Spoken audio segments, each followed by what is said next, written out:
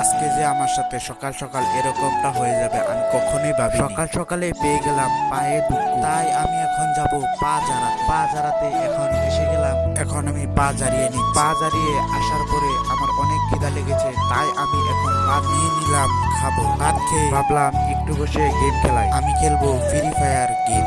Game খেলতে খেলতেই শুনতে পাই আমাদের এখানে রাস্তায় ট্রাক্টর দিয়ে মাটি ফেলাচ্ছে, তাই আমি এখানে এসে গেলাম দেখতে।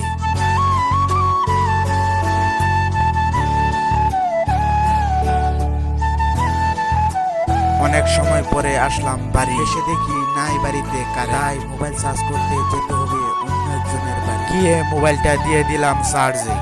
অনেক সময় পরে গিয়ে মোবাইলটা নিয়ে আসলাম, মোবাইলে চার্জ হয়ে গিয়েছে। এখন আমরা এখানে বসে গল্প করি। আপনারা আমাদের চ্যানেলটাকে সাবস্ক্রাইব করেন। বাই।